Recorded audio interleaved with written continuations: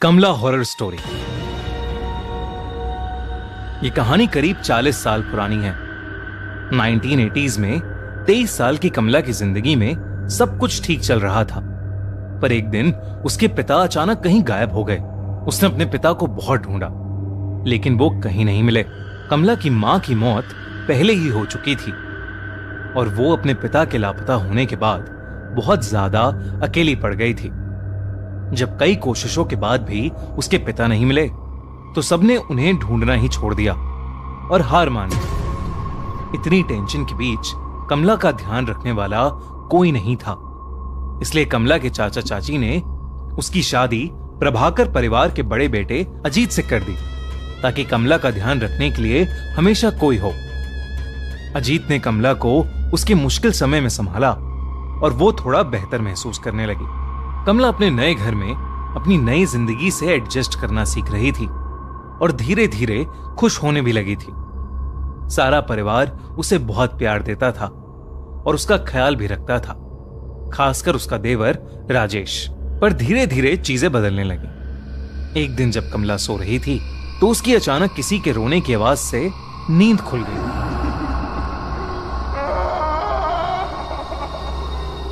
उसने अपने बगल में देखा तो अजीत अभी भी सो रहा था और कमरे में उन दोनों के अलावा और कोई नहीं था। उसे वो आवाज फिर से आई, लेकिन अभी भी उसे कोई नहीं दिख रहा था। उसने इसे अपना वहम समझा और चुपचाप वापस सो गई। लेकिन उस दिन के बाद से उसे लगभग हर वक्त वो रोने की आवाजें सुनाई देने लगी थीं। उसे ऐसा लगने लगा था कि ये आवाजें शायद उसके पिता की हैं, जो दर्द में चीख रहे हैं और उससे मदद मांग रहे हैं। कमला अब घबरा चुकी थी और उसने ये बात अजीत और रजनीश को बताई।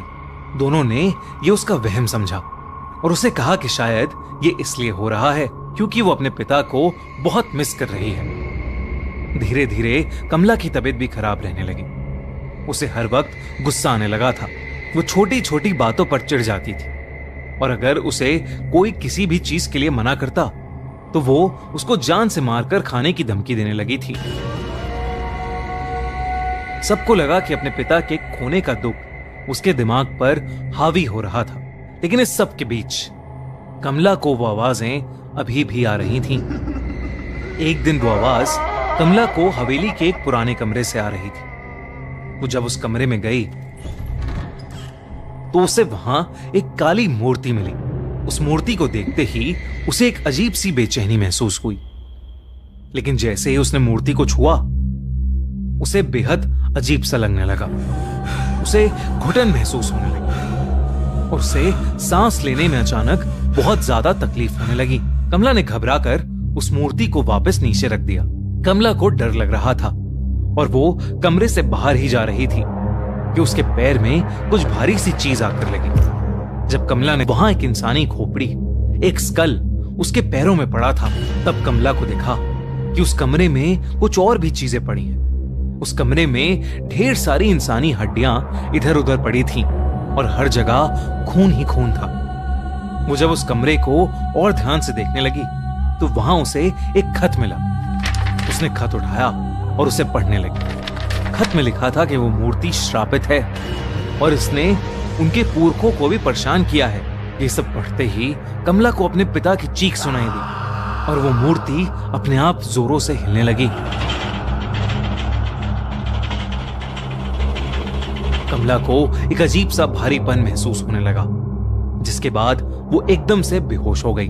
कमला ने जब अपनी आंखें खोली, तो वो अपने कमरे में ही थी और सब परिवार वालों ने उसे घेर रखा था।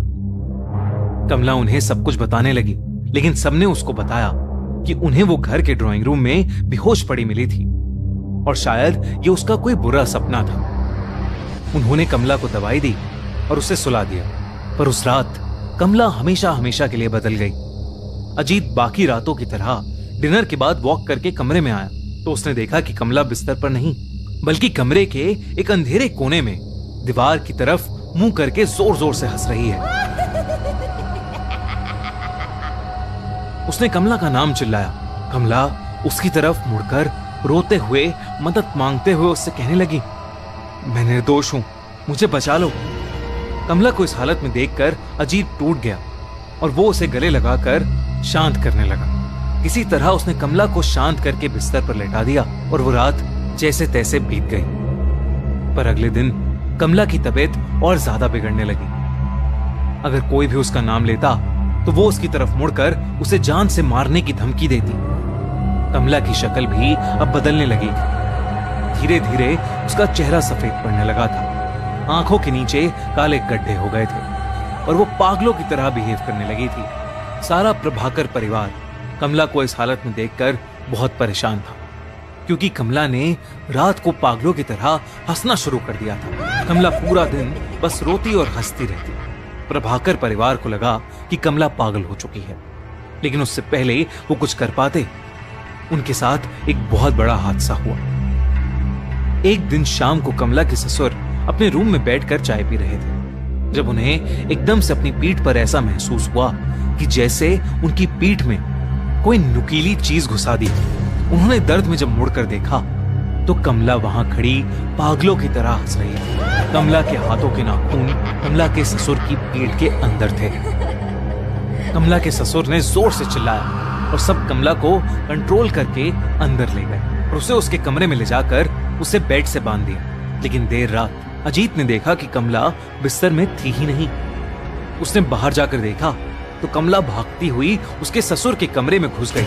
अजीत कमला को पुकारता हुआ उनके कमरे में घुसा, पर इससे पहले वो कुछ कर पाता, कमला ने अपने ससुर को पकड़ लिया और बिना कुछ सोचे समझे उन्हें जानवरों की तरह मारकर उनके शरीर का मांस नोचने लगी और फिर उसे खाने लगी। पूरा घर चीखों और डर से गूंज उठा, लेकिन कोई भी कमला को रोक नहीं पा रहा था। अजीत और उसकी मां ने कमला को उनके पिता की लाश के साथ लॉक कर दिया। उन्हें कुछ समझ नहीं आ रहा था और अंदर कमला पागलों की तरह चिल्लाई जा रही थी। वो जोर जोर से चीख कर कह रही थी कि मैं सबको खा जाऊंगी। अजीत की मां को समझ आ गया था कि कमला पर किसी का काला साया पड़ गया है, या वो खुद एक चुड़ैल बन चुकी है, जिसे रोक पाना अब शायद असंभव हो गया है। उस रात उनकी मां अपने दोनों बेटों को लेकर उस हवेली से निकल गई और अपने एक रिश्तेदार के घर चली गई। जब वो अपने रिश्तेदार के घर पहुंचे तो अजीत की मां ने उसे बताया कि कमला के साथ जो हो रहा है वो कोई इत्तेफाक नहीं, बल्कि काला जादू है, जो उनके घर के एक पूर्वज करते करते मर गए। उन्होंने अजीत को बताया कि उनके घर में एक शैतानी मूर्ति है जो शापित है और उसी शैतान का साया शायद कमला पर आ गया है, पर अब वो किसी को नहीं छोड़ेगी। कुछ समय बाद उस हवेली से 4 डेड बॉडीज मिली। अजीत के दोनों पेरेंट्स और कमला, सबकी डेड बॉडीज को वहां से ले जाया गया। राजेश उस दिन के बाद कहीं गायब हो गया। लोग कहते हैं कि आज भी उस हवेली में कमला की आत्मा भटकती है और वो किसी को नहीं बख्शती, और अगर कोई भी उस हवेली में गया तो वो उसकी जान ले लेगी, और इसीलिए आज तक वो हवेली वीरान पड़ी है।